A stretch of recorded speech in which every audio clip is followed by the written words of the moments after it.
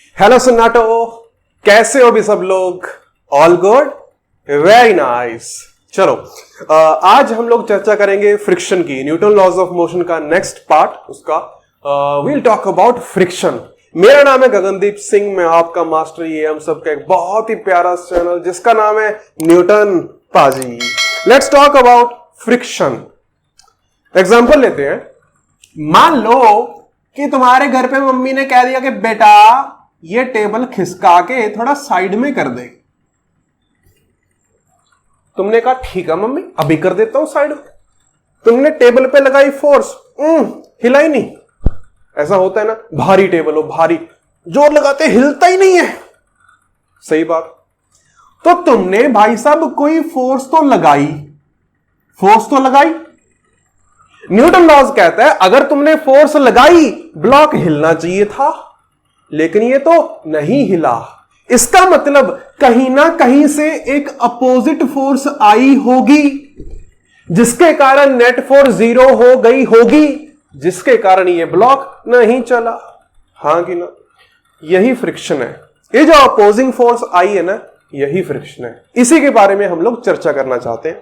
ठीक, और सुनो, ये फ्रिक्शन क्यों आता है? ये फ्रिक्शन आता है कांटेक्ट के कारण। यहां पे ये फ्रिक्शन आता है, कांटेक्ट के कारण आता है। अगर मैं ये सरफेसेस का एक जूम कर दूं, इनको जूम, दिखने में ये सरफेसेस हो सकता है अपने को स्मूथ नजर आ रहे हो, बट असलियत में ये बहुत रफ सरफेस होते हैं। ये सरफेस कुछ ऐसे होंगे, ऐसे। ये तुम्हारा ऊपर वाला ब्लॉक है और ये तुम्हारा ग्राउंड होगा, ऐसा कुछ होगा। ये रफ सरफेस होंगे, ये पहाड़ नजर आ रहे हैं इनके बीच में, गड्ढे होंगे इनके बीच में, रफ सरफेस। असलियत में ये ऐसा होता है।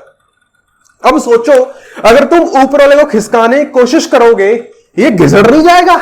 इनके दांते एक दूसरे में घुस के ऐसे जाने नहीं देंगे यार इनको। बस यही कारण है फ्रिक्शन का। समझ में आया? तो फ्रिक्शन की बेसिक इंट्रोडक्शन कि हम लोग धक्का मारने की कोशिश करते हैं पर धक्का नहीं लगता, कुछ ऊपर से अगेंस्ट फोर्स लगता है, वही फ्रिक्शन है। और वो फ्रिक्शन का कारण कि तुम सरफेस को जूम कर लो तो तुम्हें सरफेस बहुत रफ नजर आएगा। इनके बीच में ये स्ट्रक्चर्स ऐसे पहाड़ ऐसे घुसे पड़े होंगे, खिसकाने में बहुत जोर लगेगा। बस ये कारण है फ्रिक्शन का। समझ में आई बात? ओके, सबसे पहले डेफिनेशन लिखते हैं फ्रिक्शन की। फ्रिक्शन की डेफिनेशन लिखी जाए। Friction, it is a force which opposes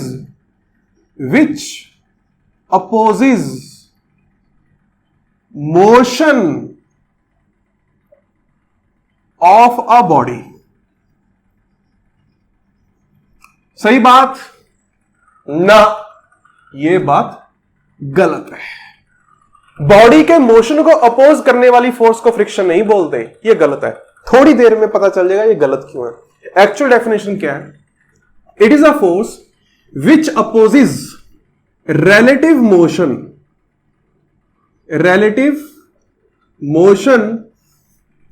between bodies।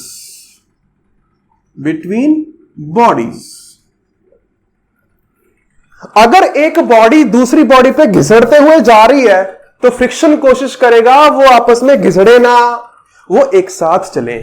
ये फ्रिक्शन की कोशिश रहती है। It opposes relative motion of a body, कि एक बॉडी के ऊपर बैठ के दूसरी बॉडी को देखूं तो भाई साहब वो ना चले दूसरी बॉडी के रिस्पेक्ट में, वो एक साथ चले। ये फ्रिक्शन की कोशिश रहती है। क्यों, कैसे, कब, कहां, क्यों, वो सब चर्चा करेंगे अभी। समझ में आया? ओके, सबसे पहले पढ़े जाएं कॉजेज ऑफ फ्रिक्शन, कि क्या कॉज है फ्रिक्शन के। कॉजेज, फर्स्ट कॉज तो ये कि ये जो बल्जिंग स्ट्रक्चर्स हैं, ऐसे ये पहाड़ गड्ढे ऐसे निकल रहे हैं, ये आपस में जब फंस रहे हैं, इनके कारण फ्रिक्शन आता है। इंट्रैक्शन बिटवीन बल्जिंग स्ट्रक्चर्स, कुछ भी कह दो यार, समझ में आना चाहिए बस। बल्जिंग स्ट्रक्चर्स, ठीक है। एक तो कारण ये होता है। दूसरा, जहां भी ये बॉडीज टच करती हैं, ये सरफेसेस टच करते हैं, यहां पे, यहां पे, यहां पे, यहां पे, जहां भी ये टच हो रहे हैं ना, वहां पे एक बॉन्ड सा बन जाता है, वेल्डिंग सी हो जाती है उनकी, है ना, जैसे कि फेविकोल से चिपका दी हो। तो अगर तुम इनको खिसकाओगे तो ये वेल्डिंग भी तोड़नी पड़ेगी, ये वेल्डिंग भी तुम्हारे मोशन को अपोज करेंगी। चमका। सो ये दूसरा कारण है कि जैसे ही टच होंगे यहां पे वेल्डिंग हो जाएगी, वेल्ड, है ना, एक काइंड ऑफ एक फोर्स लग गया, एक बॉन्ड बन गया। इस बॉन्ड को भी तोड़ना पड़ेगा अगर तुमने चलाना है इस बॉडी को। समझ में आया? तो ये दूसरा कारण है फ्रिक्शन का। कोल्ड वेल्डिंग, ठंडी welding, cold welding at joints. तो जॉइंट्स पे कोल्ड वेल्डिंग हो जाती है, यही कारण है अपना फ्रिक्शन आने का। दो कारण, एक तो बल्जिंग स्ट्रक्चर्स, ऐसे गड्ढों में पहाड़ दूसरा जहां पे टच वहां पे वेल्डिंग। तो ये दो कारण है फ्रिक्शन के। कहानी समझ में आई? पक्का, वेरी गुड, छाप दिया। ठीक, सुनो मेरी बात। मान लो ये एक ब्लॉक है, इस पे मैं फोर्स लगा रहा हूं, ब्लॉक ए है, मैं कुछ फोर्स लगा रहा हूं, तो यहां पे जो फ्रिक्शन एक्ट करेगा वो अपोजिट डायरेक्शन में एक्ट करेगा। फ्रिक्शन को स्मॉल एफ से डिनोट कर रहा हूं मैं, है, ताकि वो चाहे कि ये ब्लॉक ग्राउंड के रिस्पेक्ट में ना चले, ये ग्राउंड के रिस्पेक्ट में रेस्ट पे रहे। ये नहीं चाहता कि दो प्रेमी जुदा हो। सिंपल सी बात है। फ्रिक्शन नहीं चाहता कि ब्लॉक अलग हो जाए, वो चाहता है ब्लॉक और ग्राउंड एक साथ रहे। तो इसलिए वो अपोजिंग फोर्स लगाएगा, वो चाहेगा कि ये ब्लॉक ना चले। ये यहां इस केस में फ्रिक्शन ए के मोशन को अपोज कर रहा है। Friction is opposing the motion of A in this case. समझ में आया ना? पक्का, बहुत बढ़िया। आगे सुनो। मान लो दूसरा केस लेता हूं, यहां पे ये दो ब्लॉक है, मैंने ऐसे फोर्स लगा दी, ब्लॉक ए, ब्लॉक बी। यहां पे ए और बी के बीच में कुछ कुछ फ्रिक्शन है, ए और बी के बीच में फ्रिक्शन आ सकता है। बहुत बढ़िया, शानदार, मजा आया। अगर मैं इसको धीरे धीरे धीरे धीरे चलाऊं, क्या ए और बी एक साथ चलेंगे? हाँ कि ना? क्या ए और बी एक साथ चलेंगे? बिल्कुल चलेंगे। मैंने फोर्स तो बी पे लगाई, ये ए क्यों चला? भाई साहब, ए और बी के बीच में फ्रिक्शन है इसलिए चला। फ्रिक्शन नहीं चाहता कि ए और बी अलग अलग चले, फ्रिक्शन चाहता है ए और बी इकट्ठे चले, इसलिए अगर तुमने बी को चलाया तो ए भी चला। हाँ कि ना? सुना तो समझ में आ रहा है ना? बहुत बढ़िया, शानदार। अच्छा, ए चला, ए किधर चला होगा? राइट में। अरे भाई साहब, हम जब फोर्स राइट में लगा रहे हैं तो राइट में चल रहा है सब कुछ, ए भी राइट में चला होगा। अच्छा, ए अगर राइट में चला तो ए पे कौन सी फोर्स राइट में लगी जिसके कारण वो चला? वो लगी फ्रिक्शन। ए पे लगी होगी फ्रिक्शन फोर्स राइट में, तभी वो चला। अरे ए को कोई और फोर्स थोड़ी ना चला सकती है, सिर्फ फ्रिक्शन चला सकता है। ए और बी के बीच का फ्रिक्शन। थोड़ी थोड़ी और आगे बढ़ेंगे तो ज्यादा बातें उभरेंगी, समझ में आएगा।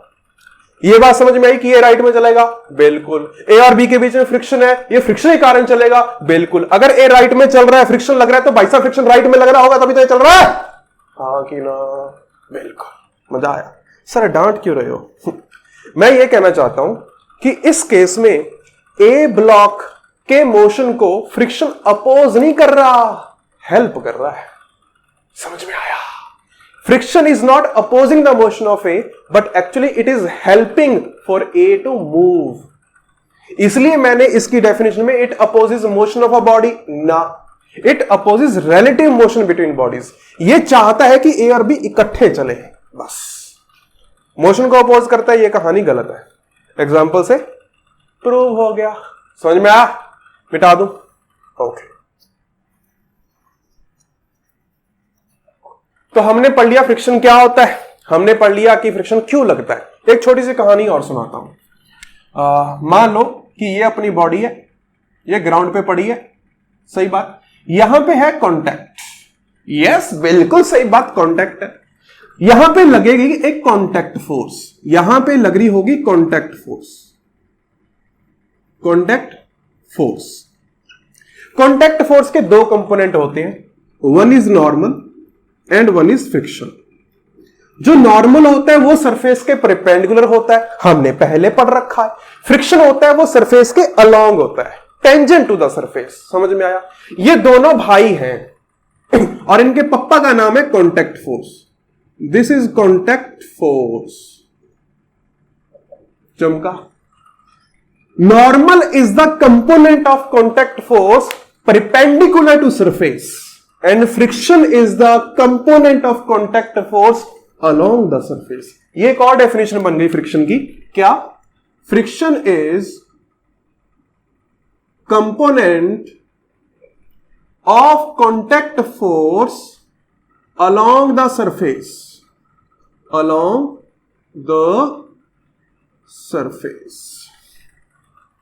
समझ में आया सन्नाटो? It is a component of contact force along the surface.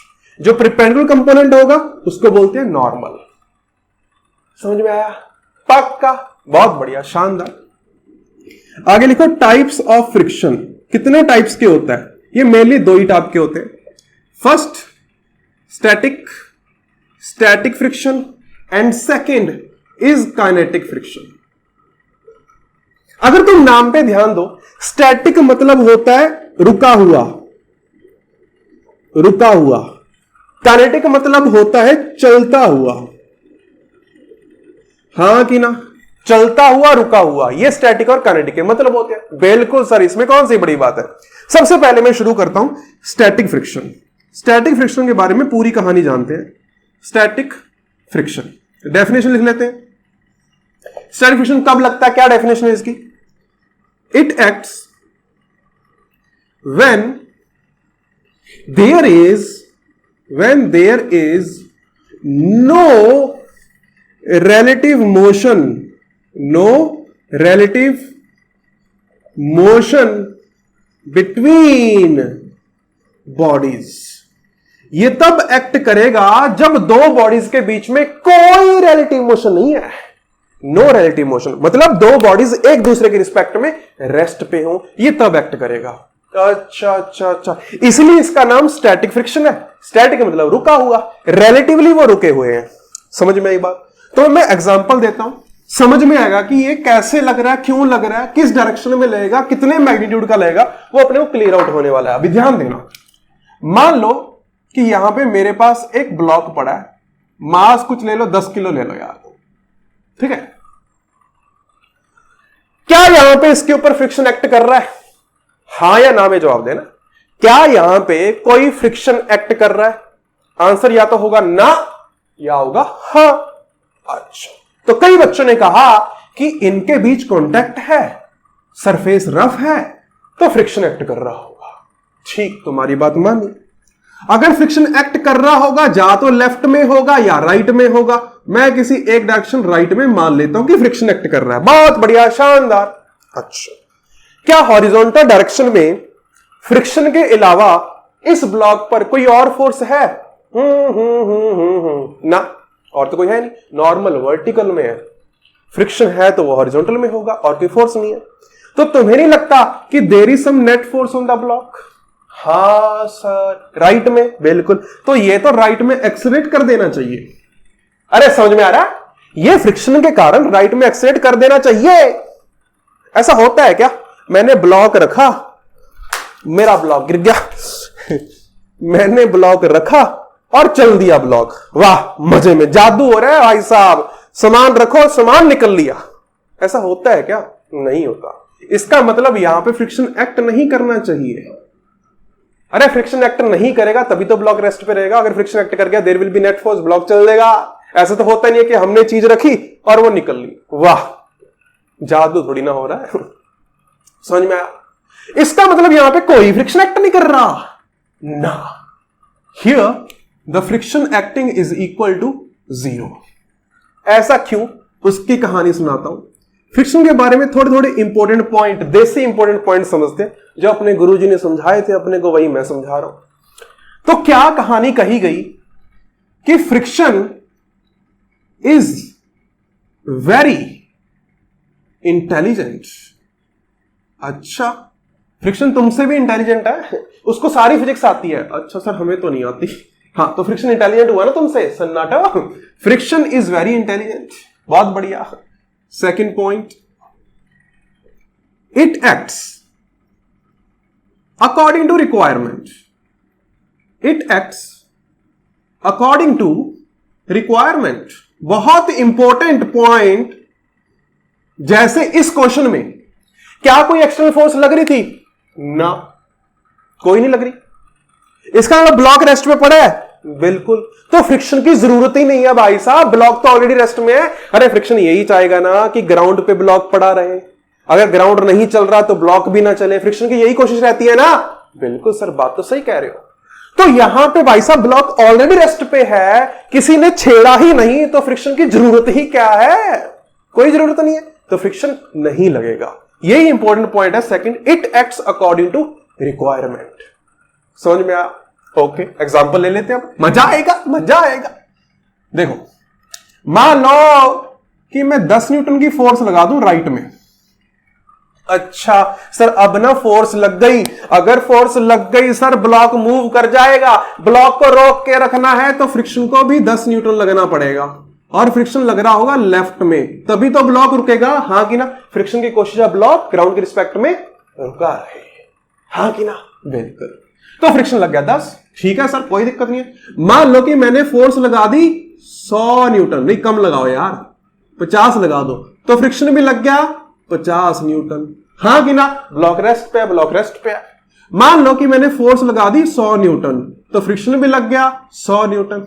अरे ये कहानी तो चलती जा रही है। अगर मैं फोर्स लगा दूं 700 न्यूटन, क्या फ्रिक्शन भी 700 न्यूटन लग जाएगा? ऐसे तो कभी ब्लॉक मूव ही नहीं करेगा भाई साहब। तुम तो जिंदगी में कभी किसी चीज को खिसका ही नहीं पाओगे कि जितनी फोर्स लगाओगे उतना फ्रिक्शन लग जाएगा। कहानी वहीं के वहीं, ऐसे तो कुछ भी नहीं खिसकेगा जिंदगी में, सब कुछ रेस्ट पे। वाह, ईंट नहीं उठाई जा रही, ईंट खिसका नहीं पा रहे, टेबल खिसका नहीं पा रहे। मम्मी ने कहा बेटा थोड़ा टेबल खिसकाओ, खिसक ही नहीं रहा है, डोले शोले बना लिए जिम जाके, टेबल नहीं खिसक रहा अपने से। अरे समझ में आ रही है? ये तो दुविधा होगी जिंदगी में, कुछ नहीं खिसका पाओगे। इसका मतलब ये है, इसको सॉल्व कैसे किया जाए, कैसे इसका रिजल्ट निकाला जाए, कैसे इसका सॉल्यूशन निकाला जाए कि जितनी फोर्स लगाओगे उतना फ्रिक्शन एक्ट तो करेगा, लेकिन एक लिमिट तक। 10 न्यूटन लगाई 10 लगा, 20 लगाई 20 लगा, 50 लगाई 50 लगा, 100 लगाई तो 100 लगा, जरूरी नहीं है। फ्रिक्शन की एक औकात होती है, फ्रिक्शन की एक लिमिट होती है कि भाई साहब ऐसा नहीं है कि तुम जितनी मर्जी फोर्स लगा दो फ्रिक्शन उतना ही लग जाएगा ना, उसकी एक औकात है, it has a limit. Third important point, it has a limit, और इसके ऊपर वो एक्ट नहीं कर सकता। एग्जाम्पल, इसको मिटाओ। मान लो कि इस क्वेश्चन में कह दिया गया, क्या कहा गया कि फ्रिक्शन की लिमिट या मैक्सिमम फ्रिक्शन 60 न्यूटन तक लग सकता है। ये वैल्यू कैसे आती है मैं बाद में बताता हूं, ठीक है, उस पर घबराना मत। कि मैक्सिमम फ्रिक्शन कितना एक्ट कर सकता है, मान लो कि 60 न्यूटन कह दिया इन दोनों सरफेसेस के बीच में, तो अगर तुम 60 न्यूटन की फोर्स लगाओगे तो फ्रिक्शन 60 न्यूटन एक्ट कर जाएगा। लेकिन अगर तुम 70 की लगाओगे तो फ्रिक्शन 70 नहीं लग सकता, फ्रिक्शन 60 ही लगेगा। अब फ्रिक्शन 60 लगा तो तुम्हारे ब्लॉक के ऊपर नेट फोर्स 10 न्यूटन आ गई राइट की ओर, तो ब्लॉक चल पड़ा। हाँ कि ना? ऐसा ही होता है ना, तुम ब्लॉक पे फोर्स थोड़ी सी लगाओ, तुम्हारा टेबल नहीं खिसकता, थोड़ी बढ़ा दो नहीं खिसकता, थोड़ी और बढ़ाओ खिसक गया। यही होता है ना। जब तुम वो लास्ट तीसरी बार थोड़ी फोर्स बढ़ा रहे थे ना, तुम फ्रिक्शन की औकात से ज्यादा फोर्स लगा रहे थे, तुम फ्रिक्शन को हरा रहे थे, फ्रिक्शन तुमसे हार रहा था, फ्रिक्शन की वैल्यू कम थी। तुमने 10 लगाई, फ्रिक्शन भी 10 लग गया, तुमने 20 लगाई, फ्रिक्शन भी 20 लग गया, तुमने 50 लगाई, फ्रिक्शन 50 लग गया, 60 लगाई, 60 लग गया, 70 लगाई, पर 70 नहीं लग पाया फ्रिक्शन, फ्रिक्शन की औकात 60 पे खत्म हो गई थी। और ऐसा भी नहीं है कि औकात के बाद फ्रिक्शन लगेगा ही नहीं ना, ऐसा नहीं है कि 70 लगाया तो भाई साहब फ्रिक्शन हार गया, फ्रिक्शन भाग गया, फ्रिक्शन 0 लग गया ना। फ्रिक्शन की जितनी औकात है, जितनी कोशिश है वो करता रहेगा। कोशिश करने वालों की कभी हार नहीं होती ना। हाँ, फ्रिक्शन वही पूरी मतलब उसी मेंटेलिटी से चलता है, फ्रिक्शन कोशिश जरूर करता रहेगा। फ्रिक्शन की कोशिश रहेगी कि भाई ये चल तो रहा है लेकिन चलने ना दूं, कोशिश जरूर करता रहेगा, वो अपनी मैक्सिमम वैल्यू पे लगता रहेगा। 3 इंपॉर्टेंट पॉइंट फ्रिक्शन के बारे में, कहानी खत्म। ये स्टैटिक फ्रिक्शन की कहानी कह रहा हूं, समझ में आया? पक्का, बहुत बढ़िया, छाप दिया, वेरी नाइस। अच्छा, अब ये जो लिमिटिंग वैल्यू आती है ना या मैक्सिमम वैल्यू आती है, ये होती है μs into N, where μs is equal to coefficient of static friction. समझ में आ? Mu s is the coefficient of static friction and N is equal to normal force acting. Normal force acting. Example ले लेता हूं, अभी लिखा ना यहां तक, कहां लिखो एग्जाम्पल, ऊपर लिख देता हूं। मान लो कि ये अपना ब्लॉक 10 किलो का ग्राउंड पे पड़ा है, कहा गया कि इस सरफेस के बीच में जो म्यूएस है वो 0.4 है, तो बताओ एफ मैक्स कितना होगा। अगर तुम देखो ग्राउंड से इस पे नॉर्मल जो लगेगी वो 10G लगेगी, 100, तो यहां पे एफ मैक्स आया mu s into normal which is 100 is equal to 40 newton. कि भाई साहब यहां इस सरफेस पे जो फ्रिक्शन एक्ट कर सकता है वो 40 न्यूटन का एक्ट कर सकता है, इससे ज्यादा फ्रिक्शन पॉसिबल नहीं है इन दोनों के बीच में, ग्राउंड और ब्लॉक। कहानी समझ में आई? पक्का, वेरी गुड, बहुत बढ़िया, शानदार। छाप दिया यहां तक, मिटा दूं, ये काफी इंपॉर्टेंट चीज, it is the maximum value of static friction. छाप दिया ना? ठीक। और समझना, ये तुम्हारा कोएफिशिएंट है, ये किस किस चीज पे डिपेंड करता है? ये डिपेंड करता है दोनों सरफेसेस पे जो कांटेक्ट में है, कि ग्लास और रबर सरफेस कांटेक्ट में आ गए, या वुड और रबर आ गए, या वुड और ग्लास आ गए, या वुड और वुड आ गए, या ग्लास और ग्लास आ गए, या रबर और रबर आ गए। जो भी वो दो सरफेस होंगे वो उनकी प्रॉपर्टीज पे डिपेंड करता है। Mu s depends on both the surfaces in contact। समझ में आई इतनी बात? पक्का, ओके। अगर तुम इतना समझ चुके हो तो मैं क्या कह सकता हूं कि स्टैटिक फ्रिक्शन 0 हो सकता है। जैसे वो ब्लॉक पड़ा था, उसके ऊपर कोई एक्स्ट्रा फोर्स नहीं लगाई थी, तो स्टैटिक फ्रिक्शन 0 था। 0 से बड़ा भी हो सकता है, बिल्कुल, लेकिन मैक्सिमम से कम होगा या उसके बराबर हो सकता है। So this is the range of static friction. क्या इतनी कहानी चमकी अपने को कि स्टैटिक फ्रिक्शन की वैल्यू 0 से लेके म्यूएस इनटू एन तक कुछ भी हो सकती है, depending on condition to condition. समझ में आया? बहुत बढ़िया, शानदार। क्वेश्चन लेता हूं छोटा मोटा, चुन्नू मुन्नू। मान लो कि we are having a block mass 10 kg और यहां पे म्यूएस दे रखा है 0.5 और मैंने लगा दी एफ फोर्स।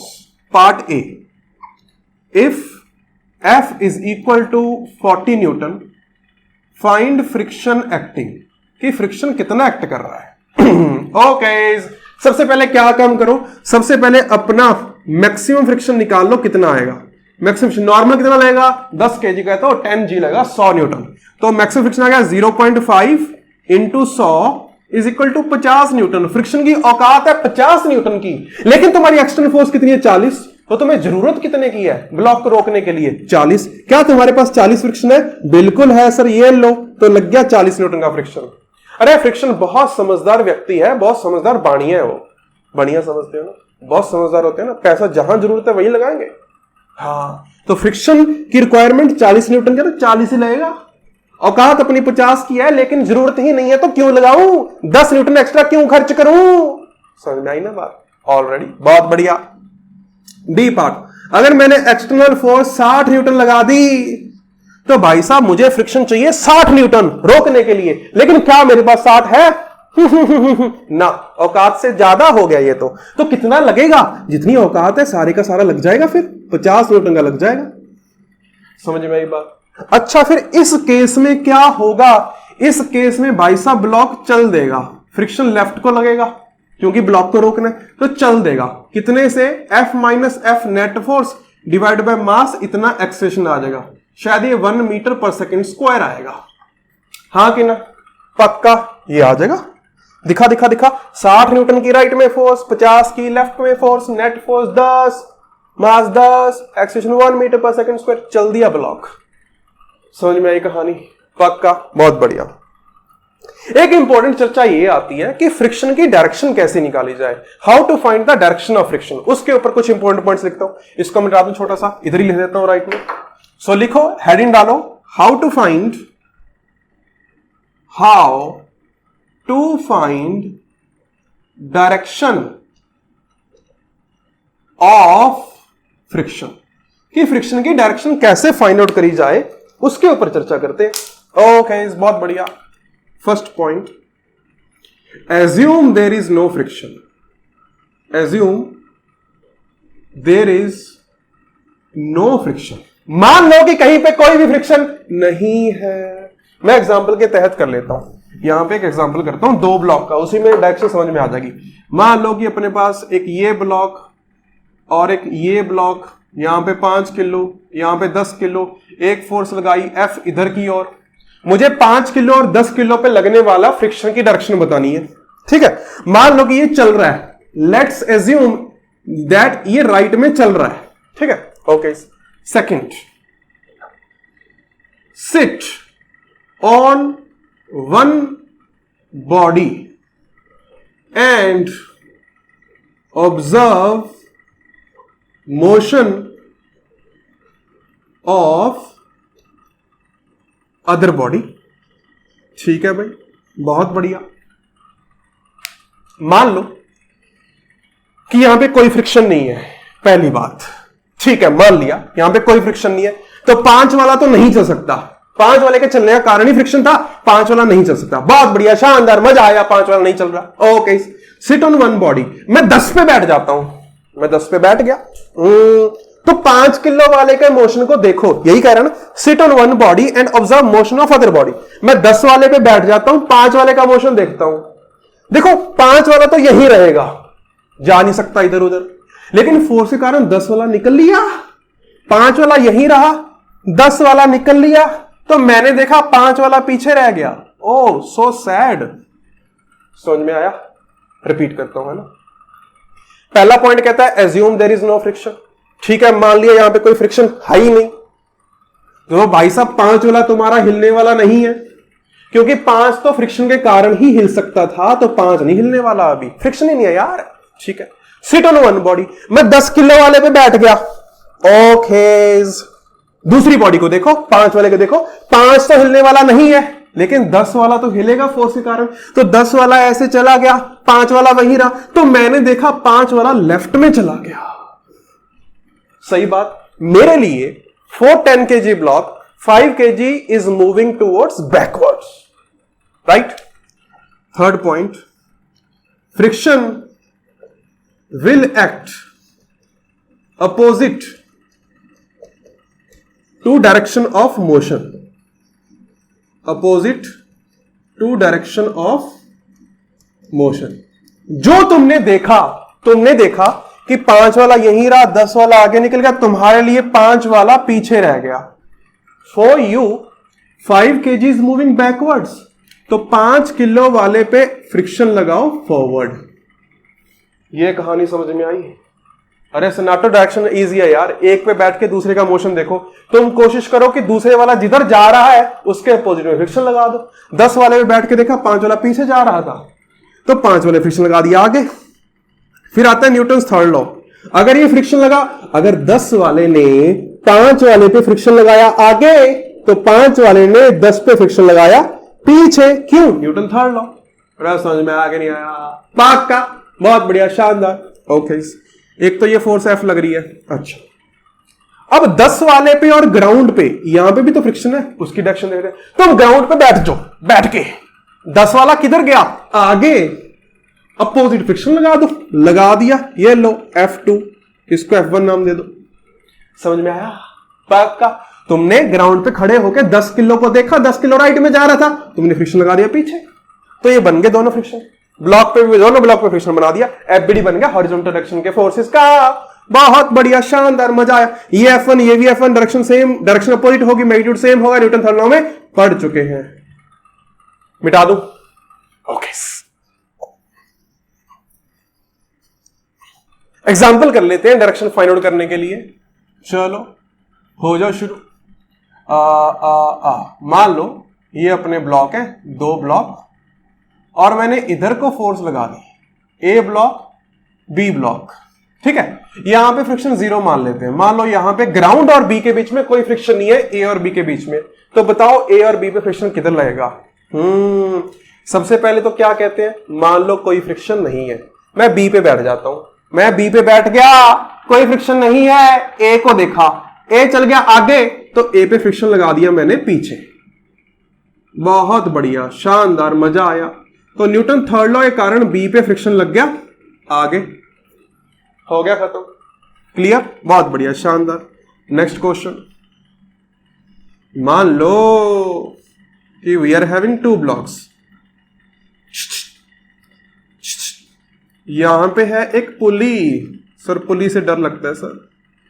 मैंने बी पे फोर्स लगा दी लेफ्ट में, बताओ ए और बी पे फ्रिक्शन किधर लगा? फ्रिक्शन दोनों जगह है, यहां पे भी है और यहां पे भी है। अच्छा, तो फ्रिक्शन मान लो सबसे पहले कहीं नहीं है, तो बी तो चल गया लेफ्ट में फोर्स के कारण, टेंशन आएगी, तो टेंशन के कारण ए चल गया राइट में।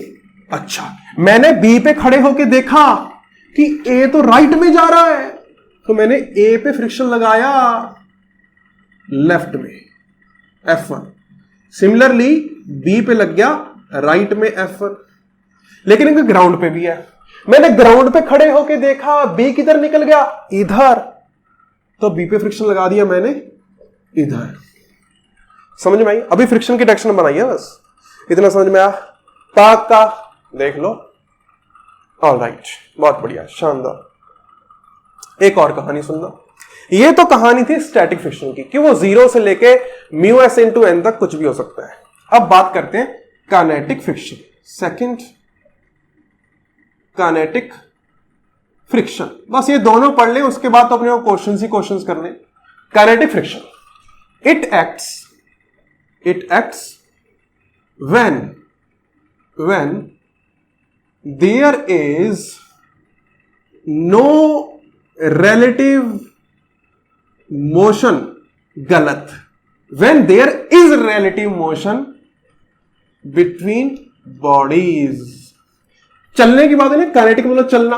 तो जब एक बॉडी और दूसरी बॉडी के रिस्पेक्ट में रिलेटिव मोशन हो रहा है, मान लो कि ये ब्लॉक मूव कर रहा है राइट में, तब जो फ्रिक्शन एक्ट करेगा वो काइनेटिक होगा। When there is some relative motion between the bodies, the friction acting will be kinetic।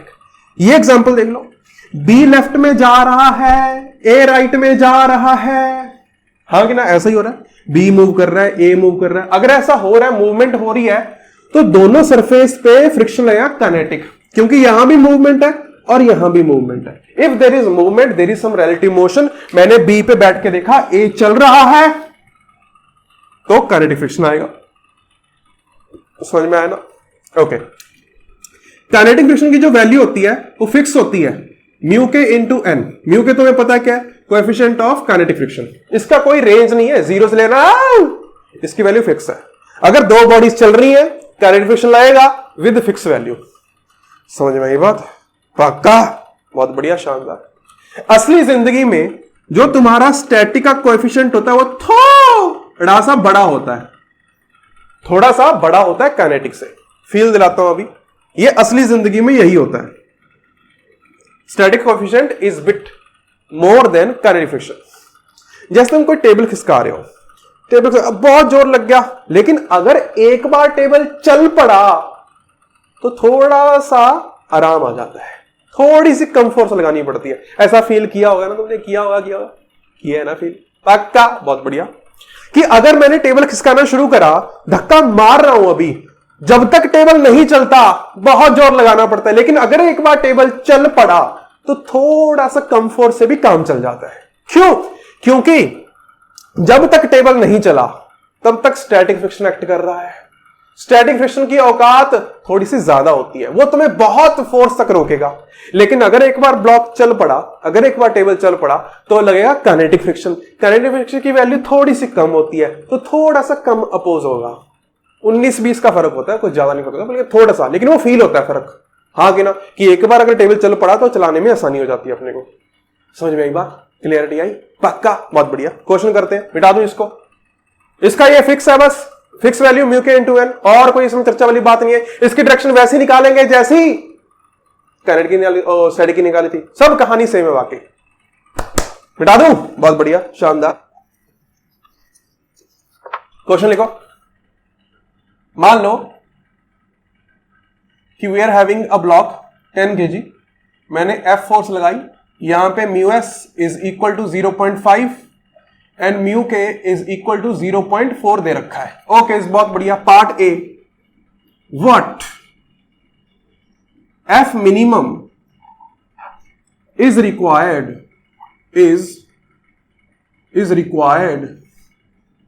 to move the block. ठीक, कितनी फोर्स चाहिए कि ब्लॉक मूव कर जाए? बहुत बढ़िया, शानदार. सबसे पहले लगेगा स्टैटिक फ्रिक्शन. स्टैटिक फ्रिक्शन की जो मैक्सिमम वैल्यू आ सकती है वो आ सकती है म्यू इंटू एन, यानी कि 0.5 into 100 is equal to 50 newton. Okay, तो भाई साहब तुम्हें कम से कम 50 न्यूटन फोर्स लगानी पड़ेगी अगर तुम ब्लॉक को चलाना चाहते हो. 50 पे भी ब्लॉक जस्ट चलना शुरू करेगा. जस्ट लिमिट की बात है वो, कि जस्ट अभी शुरू करने वाला है कि 50 के जैसे थोड़ा सा आगे बढ़े ब्लॉक चल दिया, है ना. तो हम लोग वो लिमिट केस का आंसर देते हैं कि मिनिमम फोर्स जो रिक्वायर्ड होगी तुम्हें मूव करवाने के लिए वो होगी 50 न्यूटन. अगर 50 न्यूटन लगाओगे, स्टैटिक फ्रिक्शन को ओवरकम कर पाओगे, तुम्हारी गाड़ी चलनी शुरू होगी. ठीक है. B part, if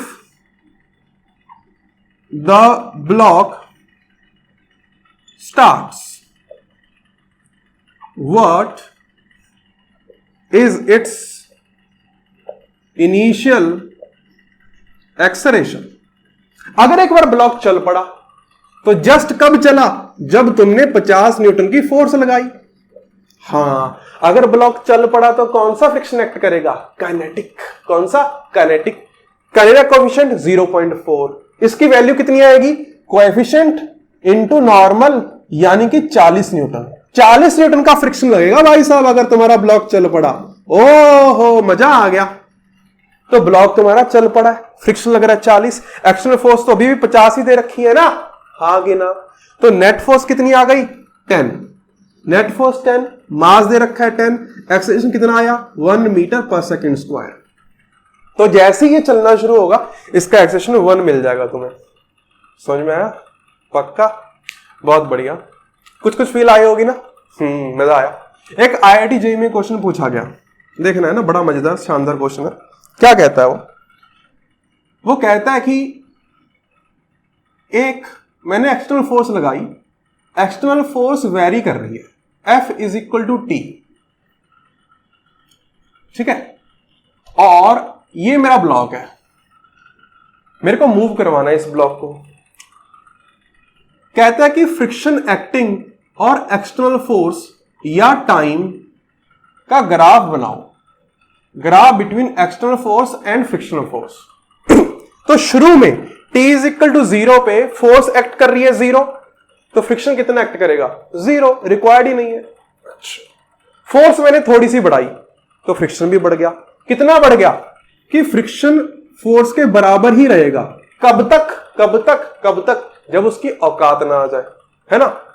until F is less than equal to static friction की मैक्सिमम वैल्यू. हाँ कि ना? बिल्कुल. जब तक स्टैटिक फ्रिक्शन की मैक्सिमम वैल्यू तक फोर्स नहीं लगती तब तक तुम्हारा फ्रिक्शन और फोर्स बराबर रहेंगे. जितना फोर्स लगाओगे उतना फ्रिक्शन मिल जाएगा. लेकिन जब तुम्हारी फोर्स एक्सटर्नल फ्रिक्शन से या तुम्हारी फोर्स स्टैटिक फ्रिक्शन से ज्यादा लग गई, मैक्सिमम स्टैटिक फ्रिक्शन से ज्यादा लग गई, तो बॉडी चल पड़ेगी. अगर बॉडी चलेगी तो फ्रिक्शन कितना एक्ट करेगा? म्यू के इंटू एन. सही बात है कि अगर एक बार बॉडी चल पड़ी तो काइनेटिक फ्रिक्शन एक्ट करना शुरू हो जाएगा. अरे समझ में आई बात? तो ग्राफ कैसा बना? इधर एक्सटर्नल फोर्स, इधर फ्रिक्शन. शुरू में F is equal to F straight line, और तुम मैक्सिमम तक पहुंच चुके हो. This is your static friction का मैक्स. उसके बाद क्या होगा? उसके बाद तुम्हारा फ्रिक्शन लगेगा काइनेटिक, और काइनेटिक फ्रिक्शन थोड़ा सा कम होता है. क्यों? म्यू के थोड़ा सा कम होता है ना. Mu k is less then mu S, इसलिए फ्रिक्शन कम लगा. फोर्स चाहे कितनी भी लगा दो, friction constant. So this is kinetic friction. So this is the graph between external force versus the friction acting. समझ में आया? पक्का? बहुत बढ़िया। तो ये था अपना introduction part about the friction, the types, reasons why friction लगता है, वैसे वगैरह वगैरह वगैरह। अब इसमें बहुत सारे क्वेश्चंस होंगे। ब्लॉक ऑन ब्लॉक चर्चा करेंगे कि ब्लॉक पे ऊपर ब्लॉक पड़ा हो, कैसे फोर्स लगा दी, कितना फ्रिक्शन लगा वगैरह वगैरह, उसकी चर्चा होगी। ब्लॉक ऑन इंक्लाइन पे चर्चा होगी कि इंक्लाइन पे ब्लॉक पड़ा है तो क्या कहानी होगी। स्ट्रिंग करेक्ट करेंगे पुली के साथ तो फ्रिक्शन एक्ट करेगा, क्या होगा, कैसी होगी, वो सब बातें करते हैं हम लोग अगली क्लास में। मतलब कि इसकी एप्लीकेशन हम लोग नेक्स्ट क्लास में डिस्कस करते हैं। ऑलराइट, तो फ्रिक्शन का कुछ असाइनमेंट दे दूं क्या? चलो नहीं यार, एप्लीकेशन अगली क्लास में करते हैं, तो अगली क्लास में असाइनमेंट देता हूं, है ना। अगली क्लास में असाइनमेंट मिल जाएगा तुम्हें फ्रिक्शन का। अभी तुम चिल करो, नोट्स बनाओ, बस मजा करो। ऑलराइट, चलो see you in the next class, Tata.